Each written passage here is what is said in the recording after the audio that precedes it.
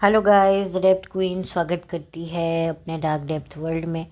और आज मैं आप लोगों के सामने बात करूंगी एक शो के बारे में। उस शो में बहुत सारे जो हैं छोटी छोटी कहानियाँ आया करती थी। ये शो आया करता था 90s के दौर में स्टार प्लस के चैनल पर, जिसका नाम था स्टार बेस्ट सेलर। जी हाँ, ये आता था 90s के दौर में। और फिर जो है सन 2001 में, if I am not wrong, ये रिपीट मोड पे आने लगा स्टार प्लस पे ही दोपहर के समय में। तो मैंने उस वक्त जो है ये स्टार बेस्ट सेलर देखा था। इसमें हर बार कहानियाँ नई नई आती हैं, जैसे कि आप लोग दूरदर्शन पर एक टेलीफिल्म देखते हो, कुछ ऐसे ही जो है आप सैटेलाइट चैनल पर स्टार प्लस पर स्टार बेस्ट सेलर नाम का ये एक शो आता था, जिसमें अलग अलग कहानियाँ आती थी। बहुत रेयर कहानी ऐसी होती थी जिसमें जिसके सेकंड पार्ट भी होते थे, जो 2 पार्ट्स में डिवाइड होती थी। पर नॉर्मली जो कहानी होती थी वो एक ही बार में ख़त्म हो जाती थी। और कहानी कभी जो है कॉमेडी की होती थी, कभी सस्पेंस होती थी, कभी थ्रिलर होती थी, कभी सॉर्ट ऑफ हॉरर होती थी, तो कभी जो है बहुत ही ज़्यादा मतलब अनप्रडिक्टेबल और बड़ी ही विचित्र सी कहानी होती थी। और हर बार कुछ नया, कुछ अलग। और इसमें काम करने वाले जो किरदार होते थे ना, वो भी जो हैं उस ज़माने में वो टेलीविज़न पे काम किया करते थे। वो बात अलग है कि फिर आने वाले वक्त में जो है वो फिल्मों में भी नज़र आए, जैसे के मेनन, इरफान खान, टिस्का चोपड़ा और हिमानी शिवपुरी। तो खैर टेलीविज़न फिल्मों में, थिएटर में तो वो हमें दिखी ही हैं। और भी अन्य ऐसे कई कलाकार थे जो उस वक्त जो हैं टेलीविज़न पर काफ़ी दिखा करते थे, तो वो भी स्टार बेस्ट सेलर में उन्होंने अपना एक कंट्रीब्यूशन दिया है, उन्होंने अच्छा काम किया है। तो यही वजह है कि मैंने सोचा कि मैं इस शो के बारे में बात करूं। लेकिन इस शो से भी ज़्यादा जो इसकी एक कहानी है, उसने मुझे काफ़ी ज़्यादा अपनी तरफ पहले भी खींचा था। और आज भी अगर मैं उसको देखूं तो मुझे वो कहानी काफ़ी अच्छी लगती है। और मैंने सुना है कि जो इरफान खान साहब की जो पत्नी हैं वो भी राइटर रह चुकी हैं, और उन्होंने भी स्टार बेस्ट सेलर में कुछ कहानियाँ लिखी हैं। अब जिस कहानी के बारे में मैं बात करने वाली हूँ वो उन्होंने लिखी है नहीं लिखी है मुझे नहीं पता है, लेकिन मुझे इतना पता है कि स्टार बेस्ट सेलर में भी उन्होंने अपना जो है कंट्रीब्यूशन दिया है। वो एक राइटर रह चुकी हैं, उन्होंने बनेगी अपनी बात भी लिखा है, और वो एनएसडी में इरफान खान के साथ भी थी।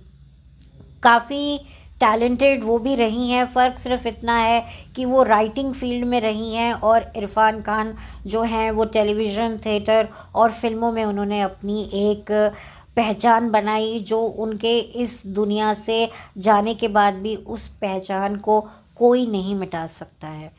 तो खैर, इस कहानी के बारे में, जिस कहानी के बारे में मैं बात कर रही हूँ, उसमें इरफान खान साहब तो हैं ही हैं, साथ में टिस्का चोपड़ा हैं और हिमानी शिवपुरी हैं। और इस कहानी का नाम है एक शाम की मुलाकात। आई होप मैं सही नाम ले रही होंगी इस टाइटल का, इस कहानी का। तो इसकी कहानी बड़ी ही दिलचस्प है। अच्छा, इसमें रघुवीर यादव जी भी हैं। रघुवीर यादव जी वही हैं जिनको आप पंचायत सीरियल में नीना गुप्ता जी के साथ देख चुके हैं। मैंने पंचायत वेब सीरीज़ देखा नहीं है, लेकिन हाँ, मुझे थोड़ा बहुत पता ज़रूर है। तो ये सीरीज़ में वो रह चुके हैं, तो शायद जो लोग उनको बाय नेम नहीं जानते होंगे, उनके असली नेम से, वो शायद समझ जाएंगे कि मैं किसकी बात कर रही हूँ। तो वो भी इस कहानी का हिस्सा थे। अच्छा, इसमें सुलेखा सीकरी जी भी हैं, जो बालिका वधू में जिन्होंने मासा की एक शानदार जानदार जिन्होंने अभिनय निभाया था, वो भी स्टार बेस्ट सेलर में की जो कहानियां हैं, अलग तरह की, अलग अलग कॉन्सेप्ट पे बनी हुई, उस पर भी, उसमें की एक कहानी में भी सुलेखा सीकरी जी भी हैं। तो खैर, यहाँ पर इस कहानी में सुलेखा सीकरी जी नहीं है। इस कहानी में तो मैंने बता चुकी हूँ, टिस्का चोपड़ा, हिमानी शिवपुरी और इरफान खान हैं, और रघुवीर यादव साहब हैं। तो ये कहानी कुछ यूँ होती है कि एक पति पत्नी का जो जोड़ा होता है, इरफान खान और टिस्का चोपड़ा, वो एक किराए का मकान देख रहे होते हैं और उन्हें पसंद आ जाता है एक किराए का मकान, जिसके मकान मालिक होते हैं रघुवीर यादव जी और उनकी पत्नी होती हैं हिमानी शिवपुरी जी। और ये इनके घर में रहने को तैयार हो जाते हैं, इनको घर काफ़ी अच्छा लगता है। जो हिमानी शिवपुरी जी के पति हैं यानी कि रघुवीर यादव जी, वो थोड़े से बीमार हैं, बिस्तर पर हैं, उनके पाँव में चोट लगी है, तो एक तरीके से जो हैं हिमानी शिवपुरी ही सब कुछ संभालती हैं। वो एक जॉब करते हैं, लेकिन कुछ हाल फिलहाल वो घर पर हैं और जो उनकी पत्नी हैं वो उनकी देखभाल करती हैं। और वो जो उनकी पत्नी हैं वो एक्चुअल में उनके बड़े भाई की पत्नी थी, जिनकी डेथ के बाद घर वालों ने जो है रघुवीर यादव, जो उनके रिश्ते में देवर लगते हैं, उनके साथ उनकी शादियाँ मतलब शादी करवा दी जाती है। तो एक तरीके से हिमानी शिवपुरी उम्र में बड़ी भी हैं उनसे और उनके कोई बच्चा भी नहीं है। और इधर इरफान खान और टिस्का चोपड़ा की शादी को 3 साल हो चुके हैं और इन्हें भी कोई बच्चा नहीं है। तो जो इरफान खान है उनकी किराने की दुकान है और टिस्का चोपड़ा एक सीधी सादी हाउसवाइफ है। अब यहाँ पर मामला क्या होता है कि जो हिमानी शिवपुरी जी होती हैं उनसे काफ़ी ज़्यादा प्रभावित होने लगते हैं इरफान खान।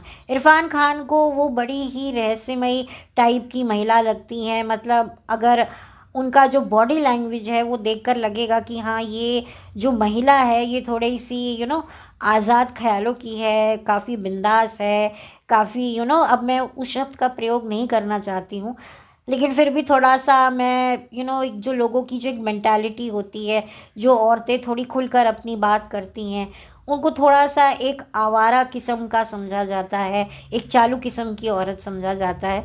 तो कहीं ना कहीं इरफान खान जो हैं वो हिमानी शिवपुरी को थोड़ा सा देखने भी लगते हैं उनके बात करने के अंदाज से।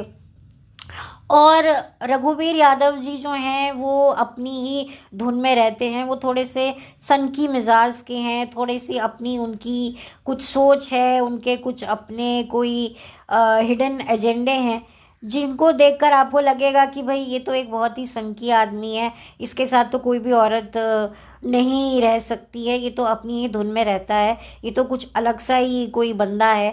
तो आपको ये भी देखने को मिलेगा, शायद यही वजह है कि जो हिमानी शिवपुरी जी हैं वो थोड़ी सी वोकल हैं अपनी फीलिंग्स को लेकर, क्योंकि शायद उनके पति क्योंकि एज में छोटे भी हैं उनसे, और क्या होता है कि नहीं बैठ पाता है मेल, क्योंकि थे तो वो उनके देवर ही, वो शादी करके तो इनके बड़े भाई की पत्नी बन के आई थी, लेकिन फिर उनकी डेथ के बाद जो है इनसे इनकी शादी करवा दी जाती है, तो कभी कभी थोड़ा सा वो बेमेल होता है, पर्सनालिटी में नहीं बनती है। तो जो इरफान खान होते हैं वो पसंद भी करने लग जाते हैं, पसंद से ज़्यादा अट्रैक्ट होते हैं वो हिमानी शिवपुरी के। और हिमानी शिवपुरी भी ऐसा दिखाती हैं, उनकी बॉडी लैंग्वेज से आपको लगेगा कि वो भी इरफान खान की तरफ अट्रैक्टेड हैं। और फिर आता है एक कहानी में मोड़ कि खुद ही हिमानी शिवपुरी जो हैं वो जो हैं इरफान खान से कहती हैं कि भाई आपकी पत्नी घर में नहीं है और मुझे आपसे थोड़ा काम है, मैं आपसे अकेले में मिलना चाहती हूँ।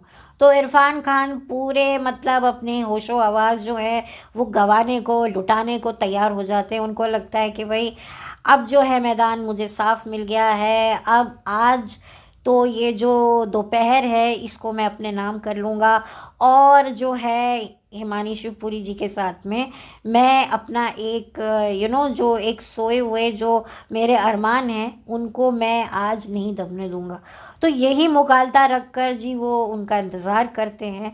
और फिर आता है कहानी में ट्विस्ट, आती हैं हिमानी शिवपुरी, और वो जैसे ही जो है उनकी तरफ कदम बढ़ाने लगते हैं तभी हिमानी शिवपुरी उन्हें बताती हैं कि भाई हर दोपहर को पीछे के दरवाजे से कोई एक लड़का आता है तुम्हारी बीवी से मिलने।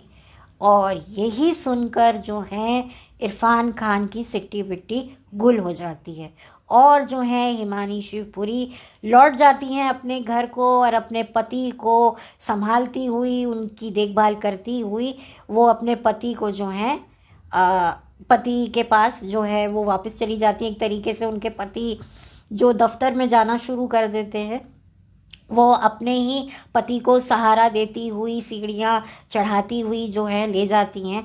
और जो इरफान खान हैं वो सोचते रह जाते हैं, देखते रह जाते हैं। तो खैर इस कहानी से जो ये कहानी थी ना, ये जब मैंने ये देखा एंडिंग तो मैं काफ़ी शॉक रह गई कि भाई हम कभी कभी कहते हैं ना first impression is a last impression, लेकिन कभी कभी ऐसा नहीं होता है। और महिलाओं के मामले में हम अक्सर ये धोखा खा लेते हैं कि भाई ये बड़ी वोकल किस्म की औरत है, ये बड़ी खुले मिजाज की औरत है, तो ये भाई इजीली असेसिबल होगी। लेकिन कभी कभी ऐसा नहीं भी होता है। उसमें जिस तरीके से आपको एंड में देखने को मिलेगा कि जो हिमानी शिवपुरी हैं वो अपने हस्बैंड की तरफ ही डेडिकेटेड होती हैं। वो एक इंसानियत के नाते वो इरफान को क्योंकि रिस्पेक्ट देती हैं और काफ़ी उनको अप्रिशिएट करती हैं कि भाई उनके जो हस्बैंड हैं वो कमाते हैं, काम करते हैं, और वो उनको रिस्पेक्ट देती हैं। तो उस लिहाज से वो उनको आगाह करती हैं एक एक ह्यूमैनिटी ग्राउंड्स पे कि भाई आपको पता है आपकी वाइफ से कोई अजनबी दोपहर के वक्त मिलने आता है। तो उन्होंने तो इस बेसिस पर ये बात कही। लेकिन आपको पूरी जो ये सीरीज़ है, इस सीरियल में, इस एपिसोड में आपको यही देखने को मिलेगा कि जो हिमानी शिवपुरी जी हैं वो कहीं ना कहीं ऐसा आपको लगेगा देखकर कि वो इरफान खान से बहुत इम्प्रेस है, क्योंकि उनके हस्बैंड उनके मुकाबले कुछ भी नहीं है। आपको लगेगा कि शायद वो इस वजह से जो है उनकी तरफ अट्रैक्ट हो रही हैं, वो इनको अप्रिशिएट कर रही हैं। लेकिन आपको जब ये एंड आपको देखने को मिलेगा तो आपको पता चल जाएगा कि नहीं, बात तो कुछ और थी और हमने समझी कुछ और। तो एक तरीके से ये बहुत अच्छी कहानी लिखी गई है।